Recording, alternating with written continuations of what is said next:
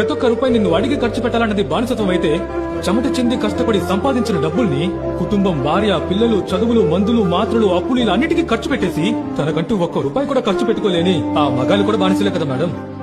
నువ్వు సంపాదించిన డబ్బుని నేను ఖర్చు పెట్టుకోలేకపోతున్నానన్న దానికన్నా నేను సంపాదించుకున్నది నేనే ఖర్చు పెట్టుకోలేకపోతున్నానన్నది ఎంత దారుణంగా ఉంటుంది చూడండి మేడం. ఇందులో మగాళ్ళకి ఫైనాన్షియల్ ఇండిపెండెన్స్ ఎక్కడుంది మ్యామ్? అదలా మేడం, ఈ దేశంలో డబ్బునంటూ ఒకటే, కానీ అది అమ్మాయి సంపాదిస్తే సాధనగా, ఒక అబ్బాయి సంపాదిస్తే బాధ్యతగా తీసుకుంటున్నారు. నువ్వు మగాడివి, నేను ఆడదాన్ని, నువ్వెందుకు నాకు లేచి సిటీ వాళ్ళ బస్సులో కూర్చో, నువ్వు నేను సమానం అని చెప్పడమే మేము ఫెమినిజం.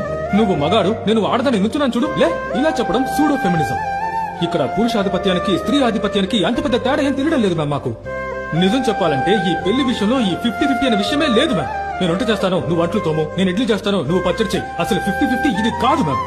ఒక మగాడు తన కుటుంబం కోసం తన వయసుని ఎవరని పూర్తిగా త్యాగం చేసి కొద్ది కొద్దిగా ఒక అందమైన లోకాన్ని తయారు చేసుకుంటాడు. అన్నిటినీ సిద్ధం చేసుకున్న తర్వాత ఇక హాయిగా జీవిద్దామని అనుకున్నప్పుడు నాతో అసలు టైం స్పెండ్ చేయలేదు, నీకు కుటుంబాన్ని చూసుకోవడం చేత కాలేదని చెప్పి తనని అలాగే ఒంటరిగా వదిలేసి వెళ్తే తను అక్కడే ఒక అనాథగా ఎవ్వరూ లేకుండా అలా ఆగిపోతాడండి. ఇక్కడ అందరూ నేనెందుకు తగ్గాలి నువ్వు అడుగుతూనే ఉన్నారు. పెళ్లి జీవితానికి అందమేంటి మేడం? ఒకరినొకరు అర్థం చేసుకోవడమే కదా.